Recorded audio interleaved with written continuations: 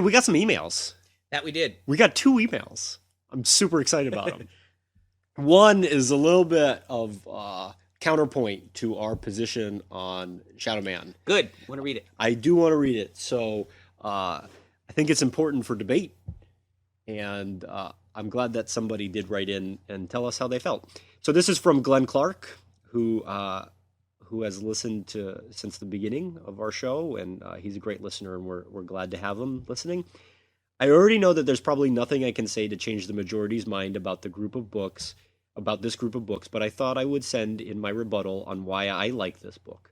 In the first trade, Jordan established that Master Dark was a force to be reckoned with. So much so, Jack's father sacrificed himself to send Dark into the dead side. Speaking of the dead side, one of your complaints was you had no idea what the dead side was. So I asked Justin Jordan himself in his words, what the dead side was to him. Justin Jordan wrote, "Dead side is a space between worlds where spirits of the dead pass through to get to where they're going. But, and this is reasonably critical, not everyone makes it out.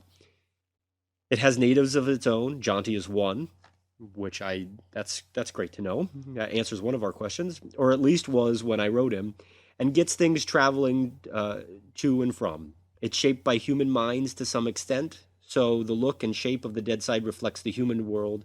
It didn't all look like New Orleans chunk of it, but a chunk of it did. The Japanese dead side would have looked different, for instance. Bear in mind, this is all only true when I was writing. Milligan and his company, Peter Milligan is taken over the Shadow Man books, may have their own take, but the short version is that it's a place between worlds where the dead go and sometimes stay." Back to Glenn's. So when Jack learns that Dark has devised the plan for escaping the dead side and return to Earth, he takes it upon himself to stop him. And what powers does Jack have to stop Dark? Well, that is one of the great things about this book. Jack himself really does not know what he is capable of. He recently gained these powers, and we, the reader, are learning as he is learning. I could go on and rehash the plot of the story, but your last podcast already did that, so instead I will just rebut with some of the questions that you had. In the beginning of the first book, issue 5, we are introduced to Baron Samedi, the Lord of the Geed. The very next line explains what Geed is, that Geed is voodoo god of the dead. The little girl chasing the rabbit was the same little girl that Dr. Mirage was talking to in the first issue, and she was using a stuffed bunny to make the connection to the little girl. So when the little girl was in dead side, there was an attraction to the bunny because of her stuffed animal. Dark believes he can gather enough souls, turning them into energy, and once he has enough energy, the seal of the dead side will burst and overflow into Earth so Dark can once again wreak havoc. This story arc had an epic feel of good versus evil. It reminded me of a good action-packed summer flick, maybe a Michael Bay summer flick, but an enjoyable ride from start to finish. Jack has no plan. He makes things up as he goes along. He deals with the Lord of the Dead and yet still finds way to come out on top. Sometimes at great loss, in this case Doc's, but in the end he stopped Dark from coming back to Earth. This was my 3rd time reading this story arc, and it still held up to an enjoyable read. The only complaint I have is the one you mentioned. I can see every other Valiant book in this shared universe but this one. Maybe Dark should have escaped in the first Unity arc. Oh, you don't know what that means. And the first Unity arc could have been the Valiant Heroes versus Dark. Don't believe the masses. This is a great action-packed story on a grand scale of good versus evil. The story is the Shadow Man movie I want to see. Well, I want to mention that the very last thing he said is don't believe the masses. I believe that this should be a book that people should read. I want to point out that I was not trying to, or I don't know if you and I were both trying to, but we're trying not to dissuade people from reading this story. No, I wasn't. I was just telling people that it wasn't something that I liked. Right. And there were a lot of reasons why I didn't like it. And I tried to explain those things, and I don't know if I eloquently explained them. I'm grateful for Glenn for contacting Justin Jordan, who wrote the book, who I am a fan of, by the way, his writing. I knew that Deadside was a place between worlds. I just don't. What I tried to say was I don't really know why it exists, and maybe I failed in that. But I'm glad to get the counterpoint. I I'm glad that there are people who like the book. And I know that there are people who like the book because the book sold, pretty decently. And and I hear people say that that's their favorite book. So it's just not mine. That's fine. And you know what? Glenn brought up a lot of good points and about Jack. He doesn't know what his powers are, so we're learning as he learns what his powers are, and that's a really good take on it. And you know what? I can see that because, even other superheroes, we don't know what all of their powers are right off from the beginning, so we're going to learn along with them. So that's an interesting take on it. So, thank you for writing that in, Glenn. Yes, thank you very much. Yep. Every time we have a Shadow Man story, maybe we should have Glenn come in and just counterpoint us. Just to help see us what we are not seeing. Wait, help show us what we are not seeing. We also got an email from friend of the show, Mark Rose. He has some questions for us, so I'll read the questions he has for you, and you can read the questions he has for me. Okay. First for Nick. If you guys stopped doing the podcast for whatever reason, would you continue to read any of the Valiant comics? If not actually buying them for yourself, would you at least borrow from Josh? I would not buy them for myself. I would not continue to read all of them, but there are some that I would continue to read. I would continue to read Harbinger, Archer and Armstrong, and possibly Bloodshot. I really do enjoy those three the most out of everything, and at this point, I would definitely want to continue reading those. Cool. Have reading these Valiant books made you interested at all in reading the original Valiant comics? That is a tough question. I think I would be... One thing that I have never mentioned while doing these is whenever you say in the original Valiant universe, I would like to see what you're referring to. Yeah. When you say, oh, in the original Valiant universe, Jack used to look like this, or Peter had that type of power, but he doesn't have it this time. I don't know if you've actually said those, but whatever. Sure. And for those, I'd be interested in looking at them. But in terms of reading them as a whole, I don't know. I would like to. You could dabble. I could dabble into them, but I don't know about reading the entire stories. I don't know. I just don't know what the quantity of them. I don't want to be overwhelmed by all that stuff. So. But I am interested. They have released some of the old stuff in hardcover. 6 or 7 issues in a volume. Maybe if we catch up, we could do that. But whatever. It'd just be neat to see. As I said earlier when we first started, I like to compare and contrast. Yeah. So that goes along with who I am. It would be neat to see. I think it could be a fun exercise. It's not something that we're planning on doing in the near future. We have quite a few books to catch up. Maybe when we catch up and we don't know what we're gonna do, maybe we could do something like that. Cool. Have you become interested at all in possibly checking out any other comics? That one would probably a negative. I feel bad saying that, but it's I'm not a comic guy. And I do enjoy reading these Valiant stories, but I'm still. I think you enjoy reading them because you get to hang out with me. Yes. You're so fun to hang out with. I really wish I could say yes to that one, but I'm not there yet. I do enjoy reading Valiant. They're very good stories. But I'm still a little, overwhelmed at the vast amount of other comics that are out there, and I like watching things a lot more than reading comic books. Cool.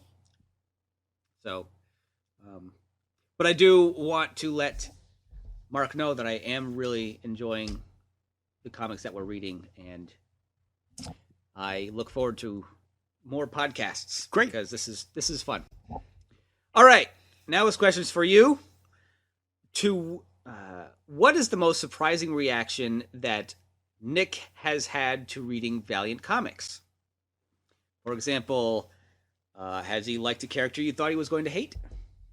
Um, my biggest surprise with with you, Nick, is that we're still doing this. Did you think that I wasn't going to want to continue to do this at this point? I thought that we might have tapered, and I think that we have. I think we do about 3 episodes a month, which is, I think, a pretty good pace. I'm pretty happy with it. I thought that maybe it wouldn't go that way. So I'm very happy that that's the case, and I'm happy that I'm mostly surprised that you like more of them than not. I thought that maybe I thought maybe you I thought maybe there would be more than just the one book that you wouldn't like. So I'm surprised at that too, actually. okay, that's good. That's good. You know why it's not surprising, in a sense, is that this company is making the best product on the market. Uh, so, And it's because you say that that also makes me really not want to read other ones, because these are so good. I don't want to. I feel like I'm spoiled now, where if I read something else, like. in terms of a unified, a cohesive superhero universe, this is the best. Um, this is the best stuff on the shelves.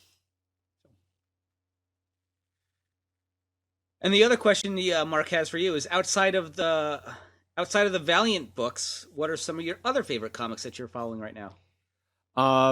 I've been very blessed that my beautiful wife Karen has started to read comics with me. 2 years ago, that wasn't the case, and we went to New York Comic Con, and she met the guys at Valiant and how enthusiastic they were about their product, and she started to read the books, and she got really into it, and now she's kind of expanded what she wants to read, and I've kind of gone along for the ride with her. Um, I've mostly what else I read besides Valiant is an effort on my part to find things that I think that she will like. We're both reading Saga right now, which is an Image book, which is absolutely brilliant. Um, and I think that if we were to dabble in another company, that reading Saga would blow your mind. It's a really good book. Uh, it's beyond good. It's so good. I'm also reading Sex Criminals right now by Image. Lock and Key just finished. I really enjoyed that. Uh, from the main companies, I don't really read that much. I read Hawkeye and I read Silver Surfer. I'm not reading anything from DC right now. I tried to read the New 52, and all the titles that I liked from that they canceled. I liked the OMAC title and the Captain Atom title, and I liked I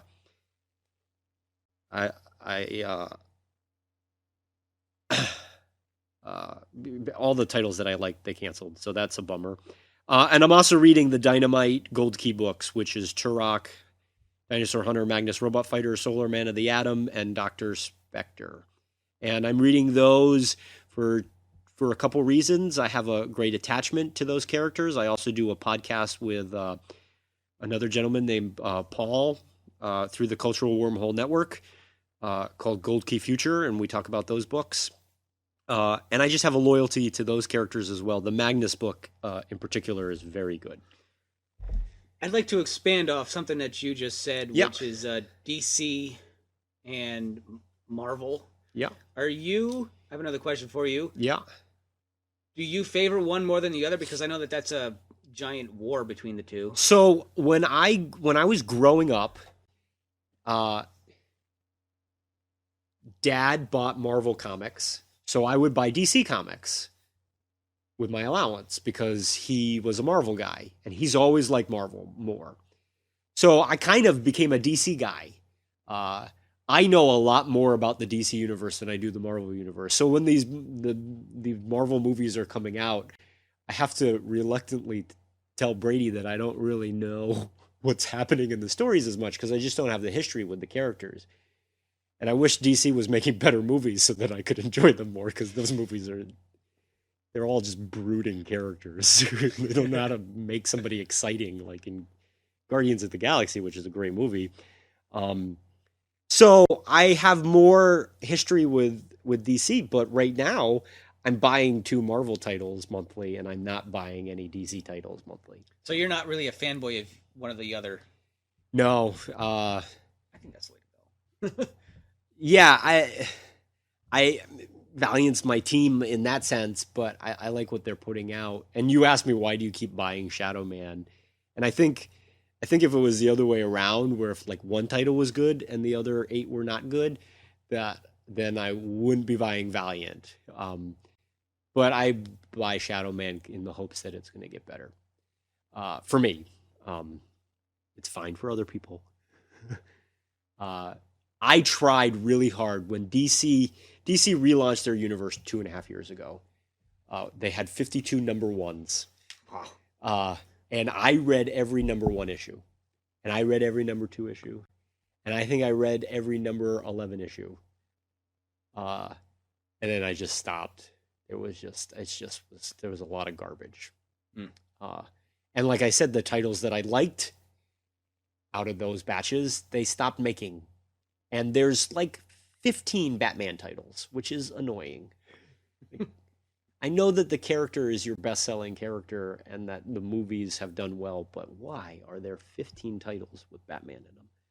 So there's a Batgirl's she's about to have a new look. They're actually drawing a female character with a realistic costume instead of spandex.